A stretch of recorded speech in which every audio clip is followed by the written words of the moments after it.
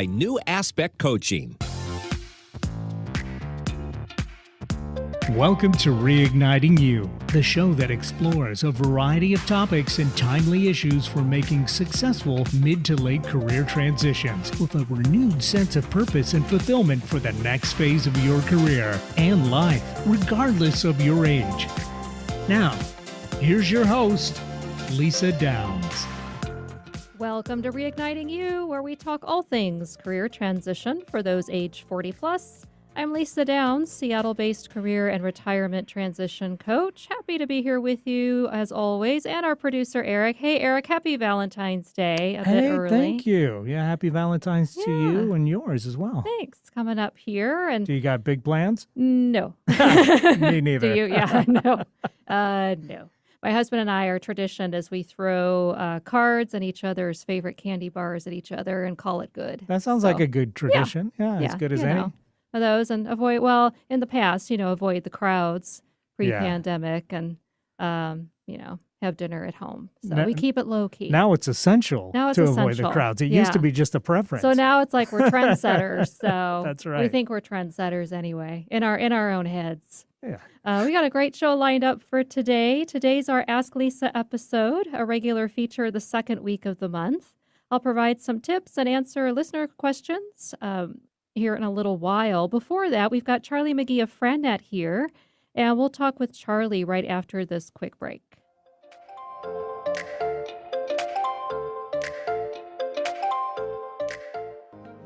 I'm Charlie Magee with FranNet. Historically, economic disruptions drive entrepreneurship, and Americans are opening new businesses at the fastest rate in a decade. If your corporate career path has taken a wrong turn and you've always dreamed of being your own boss in a successful business, I can probably help you. Text me at 360-489-2153. I've been involved with franchising for the last 30 years and have been matching clients with the right franchise fit since 2013. There's no fee to you for my services. I'm here to listen and help you find what you need. Text or call 360-489-2153. 360-489-2153 and visit frannet.com to learn more.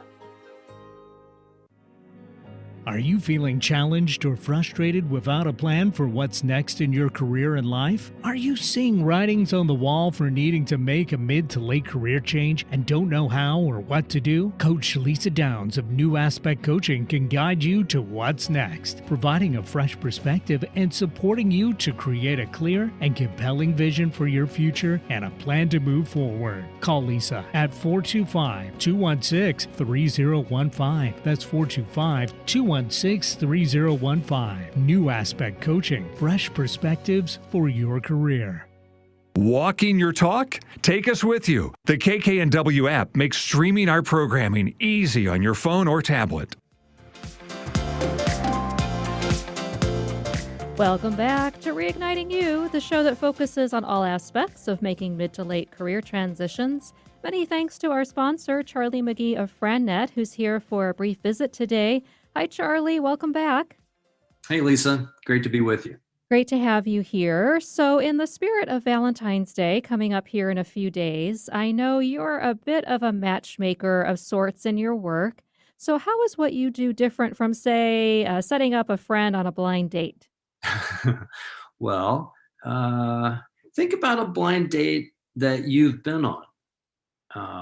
Your confidence in that evening probably had a lot to do with whoever set the date up in the first place. It's not a guarantee, but probably the better your friend knows you and the other person, the more confident you felt about, this is going to be a good time, or at least a reasonably good date. I'm kind of like that friend setting up the blind date. First of all, I want it to work out for you. So I'm pretty thoughtful before making any introductions. For instance, our FranNet personal franchise assessment tells me a lot about a candidate and what franchises might be a good fit. There's almost always more than one or even more than a few that have the right ingredients for a good match. And it's really fun to work with clients to try to figure that out. Is there a franchise for everyone? Probably not. Totally depends on the person. Just like in dating, is there someone for everyone? I mean, my sister, God love her, she's still single. She just hasn't found the right match yet. Yeah. Yeah. And that makes a lot of sense. And what would you say makes a good match between a franchisee and a franchisor? Well, that is the $1,000,000 question. I would say let's look at it first from the perspective of the local business owner, the franchisee. And it helps to be able to answer a few questions like, what do you want your role in the business to be? Your day to day. What kind of team do you want to build, manage, and lead? Do you want to be a solopreneur, someone without any employees, at least to start? Who do you want to have as customers? Other businesses, consumers, or maybe a combination of the two? Where do you want your business to be located? What are your goals, your financial, professional, personal goals, and how can a business help you achieve them? What's your investment comfort level? And just more generally, what has, over the years, what has your dream of successful business ownership look like? So depending on those answers, there are usually at least a couple of options that can be a great fit and worth considering. And in some cases, there's lots of options. Now let's look at it from the other side. For the franchisor, who is the model builder, that's the side of the coin that has the system and the machine, the business in a box has already been designed. And so a good match for them is somebody that can implement and execute that system successfully and be a good partner, a good franchisee, be happy, high performing for many years. Franchising isn't a short-term play, it's a longer-term play. FranNet has a resource called Proven Match, which is for franchisors, which helps them identify who are their top performers, what do their top performers have in common. And if you really understand that, then we can do a better job of referring ideal candidates to those franchisors. Yeah. So, very cool. Yeah, I think that, so they do have a checklist of what they want. But when things line up and, you have a franchisee who has been able to answer those questions, you have a franchisor who kind of knows who they're looking for, then there's more predictability about a good match for everybody. During my ProVision days, we'd call it better together. I like that. Yeah, that's great. And yeah, it would seem that then that would bode well for a long-term commitment on behalf of both parties, and the franchisee having a long-term plan and sustainability for their business when it's a better match, I would think. Well, it's like couples. I mean, some couples bring out the best in each other more than others. And you wouldn't want to marry someone after one date. That's usually right. not a good idea. And I would say the same goes for franchising. You need to take your time to understand if the match is solid. Yeah. And I can help. That's what I do. Great. That's great. Well, thanks so much for sharing about your matchmaker role here as part of your work with clients, Charlie, and remind us how people can contact you. Well, just like you probably know the number from that ad. It's let's do it the old-fashioned way. Just call me 360-489-2153. If you want to go to our website, you can at frannet.com, and I'd love to chat. Great. Well, thank you so much. We appreciate it, and we'll look forward to talking with you again in March. Terrific. All Thanks, right. Lisa. Take care. Thanks, Charlie. Bet. And it's time now for listener questions. So the first question we have here is from Tom in Bellevue. And he asks, what do you do when you want to find a job based on your strengths, but may not know what to look for exactly? Well, thanks, Tom, for that question. So, my recommendation is to identify maybe about 3 to 5 types of jobs that you're interested in and could do, and then narrow it down from there to the two that you'd also like to do. Sometimes we can fall into the trap of, well, I can do this or that, or I can do pretty much anything. And then it's so broad that it can be overwhelming and really unclear in terms of what direction to go. But identify about 3 to 5, then really focus on the two that you would also like to do in addition to what you can do.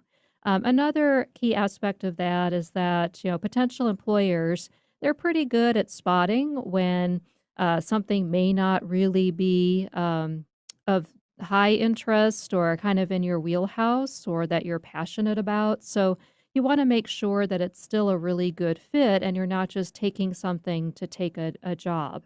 And you don't want to send signals around that, to take it just because you think you can do it. Then once you have, that list of 2, probably 3 max, then you can really leverage your professional network as well, leaning on LinkedIn, learning on LinkedIn in terms of who is working in the similar roles that you're targeting, industries you're targeting, reach out to see if they'd be open for a conversation. The U.S. Department of Labor also has great free resources on their Career One Stop site. So don't know if you've ever checked out that site, but they've got some great resources there that are for free, including a skill matcher assessment and an interest inventory. So those might be some good resources for you there. Well, thanks for your question, Tom. And it's already time for our next break. So when we come back, I'll answer some additional listener career transition questions and we'll preview what's in store for next week's show.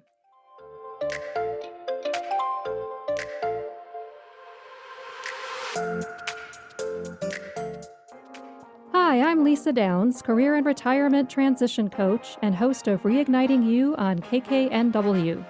I guide age 40-plus professionals to gain clarity, a renewed sense of purpose, and a career transition plan within 90 days so you can lead a fulfilling life regardless of your age. No longer does change have to mean riding off into the proverbial sunset. Let's talk about what your next phase of life can look like. Visit yournewaspect.com or call me at 425-216-3015. That's 425-216-3015. New Aspect Coaching. Fresh perspectives for your career. This is Rob Bass, and I want you to tune in to Don't Ask Me to Talk with Stacey Heller, the show that brings joy from pain, sunshine where it rains. Don't Ask Me to Talk with Stacey Heller. And that's coming from me, Mr. It Takes Two, Rob Bass. Tune in. Do what Rob Bass says. Take a listen to Don't Ask Me to Talk with Stacey Heller. That's me, Tuesdays from 3 to 4 on KKNW. To find out more information, check out my website, staceyconnects.com, or text DAMTT to 55678. What's your story? Have you ever sat with that question and looked to your heart for the answer? It's time to explore the real you. Tune in Thursdays from 4 p.m. to 5 p.m. for the brand new show, Story You, with Coach Debbie. Debbie and her guests have a mission to inspire and coach you to find your voice. If you need direction, Story You with Coach Debbie is for you. If you want to be an author, Story You with Coach Debbie is for you. Tune in Thursdays at 4 p.m. and be inspired. Have a career transition related question or want to share your best or worst job story? Call 360-436-6496. That's 360-436-6496. Just leave a voicemail and we'll answer your question or share your story on a future show. Stay tuned for more Reigniting You with Lisa Downs.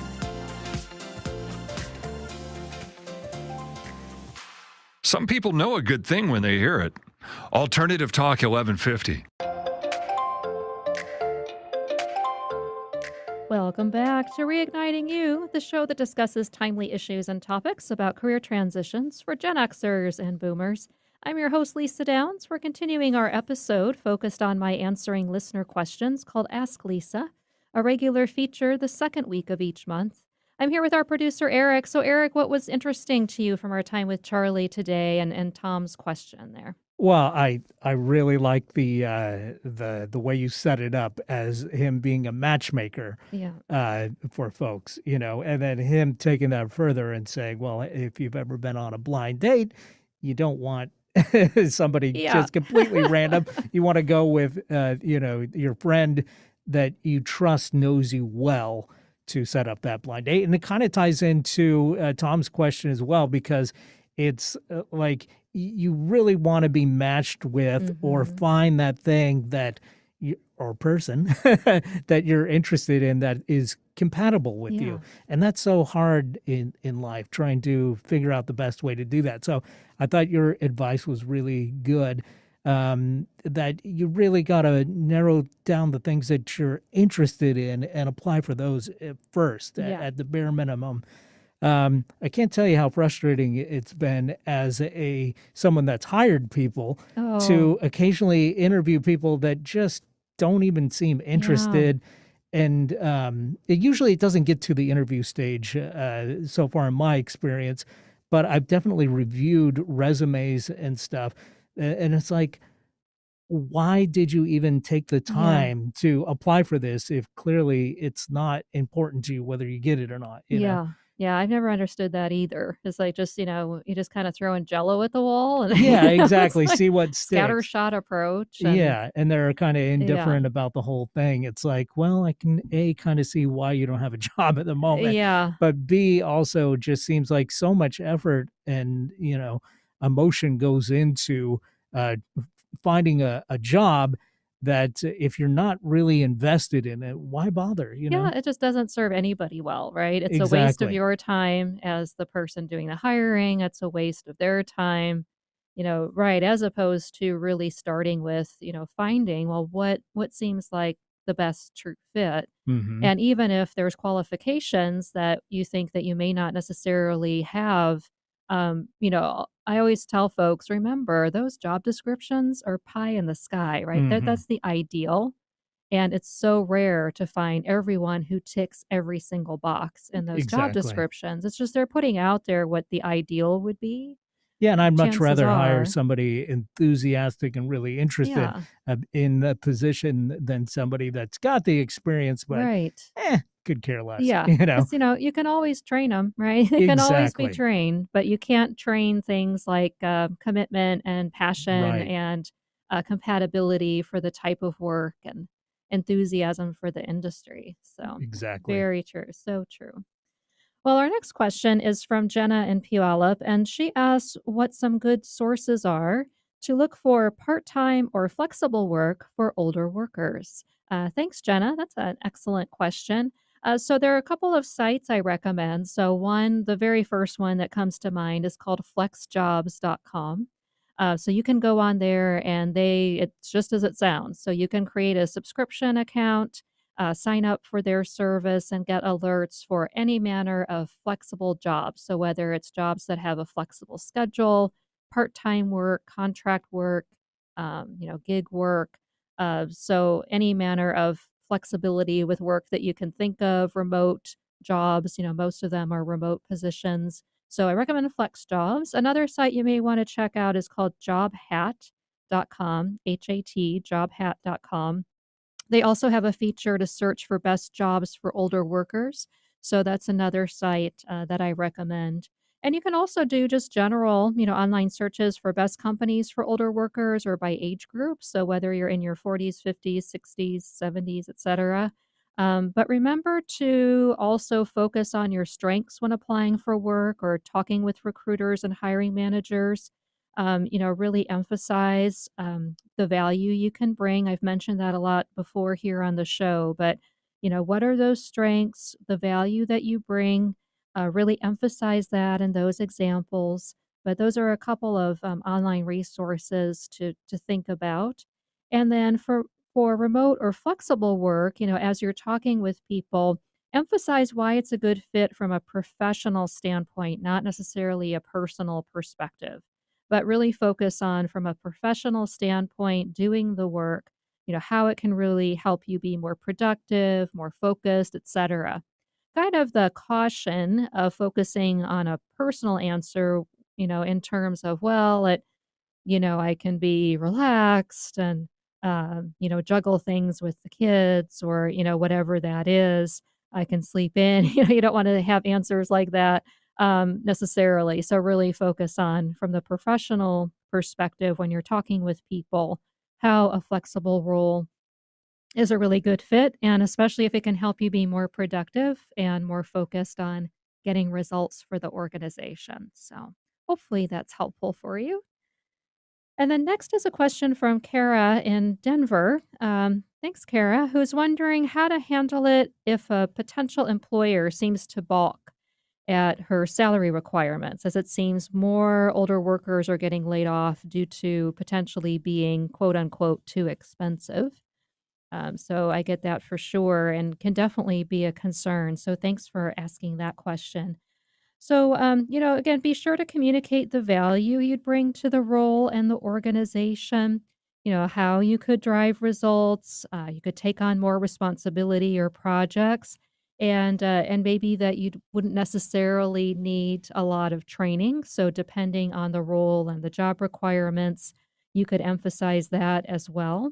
So, how you could help train the next generation of people, how you could help with other people's development, and, because when employers really do feel that the higher salary is justified and they are getting a great deal in return, then it really does make the salary seem like a bargain at any price, so to speak. So, as long as you're clear with providing the examples that really back up the work you've done, here's the value I provide, here's how I can help you get results even faster, here's how I can specifically improve your bottom line, the better. And then that just makes it a moot question from their perspective. So sometimes we can get ourselves intimidated, when it comes to those salary discussions, those salary negotiations and conversations.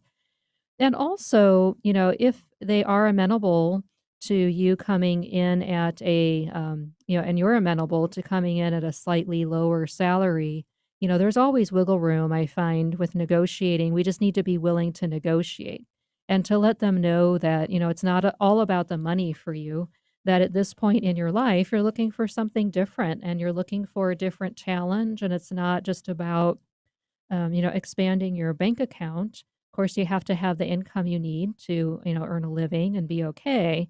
But there's also always wiggle room too.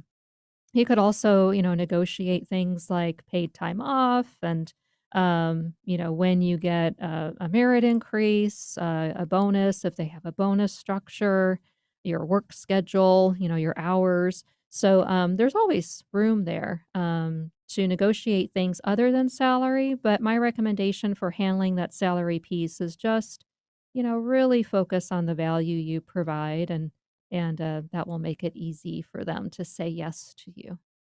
So thanks for that question as well.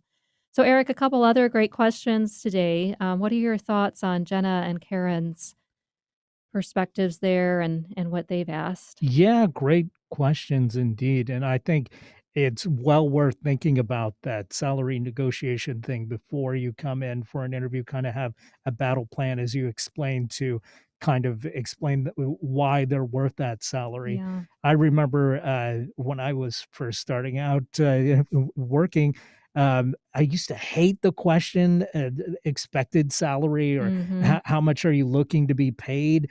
And because, when you're starting out, it's like, well, I'll take what you give me, Right. I'll take anything right? because it's a job. Should I Yeah. should I really put, 60,000 a year if I know you're going to be paying me, 15 bucks an hour? Probably not, so I used to always put negotiable on there. And in a way, it's still negotiable, Yeah. no matter how far along you get. But I definitely think selling yourself is half of the process in an interview. So I think that's good advice for sure. Thanks. Yeah, and some states too, they've now outlawed even asking the question about your past Mm, salary. yeah, Because that used to be standard too. It was like, well, they want to say gauge what you made before in yeah. your prior role, and now there's a lot of states where it's illegal to do that now. So, which is nice. Well, it's good to do some research Yeah. ahead of time too, to know maybe what the range is Mhm. for salaries for that position. So you're not overestimating, even if in the last position you were really well compensated. That's not always going to be the case at every Yeah. position. And sometimes it's worth still taking a position, even if it means a pay cut, just Yeah. because it being a great fit. Right. Yeah, and sometimes you're kind of boxed in now with the applicant tracking systems, so those Hmm. online application systems where you're forced to provide a number. Yeah. And so sometimes if you can, I'll say put 0 and then put a comment that says, negotiation, Yeah. open to negotiation for salary. You'd rather have the conversation in person.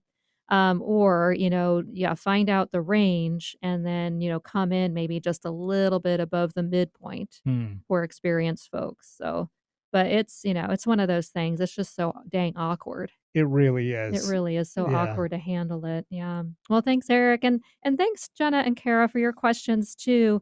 And remember that if you have a career transition question, you can send an email to me at reignitingyou@gmail.com or just call and leave a voicemail at 360-436-6496 with your name and location to ask it over audio. That's 360-436-6496. You can always use a pseudonym. You don't have to use your real first name. And then I'll share it live on the air the second week of March. So it's time for my reignition recommendation, a tip of the week to reignite your career and life, regardless of your age. Today's tip is to ask yourself the question, what's the best that can happen? When thinking about or deciding to change your career or behavior pattern that you perhaps fall into that no longer serves you well. So often we focus on the negative, which only perpetuates being stuck. Instead, turn it on its head to start breaking your negative patterns and ask, well, what's the best that can happen? You may be surprised by your own answer. Well, thanks, Eric, for helping out with the show today. As always, hope you enjoyed it. Absolutely. Yeah, it's a great show. Great visiting with Charlie again and getting those listener questions. So please keep them coming, folks. This works only if you participate with us, help us out with your questions and your stories. That's what makes this show really resonate with our listeners the most. So join us next Wednesday at 3 o'clock when my guest will be Gazala Yaradnik of GFS Events as we explore event planning as a career path potentially, as well as entrepreneurship. Thanks for joining us and talk to you next week on Reigniting You.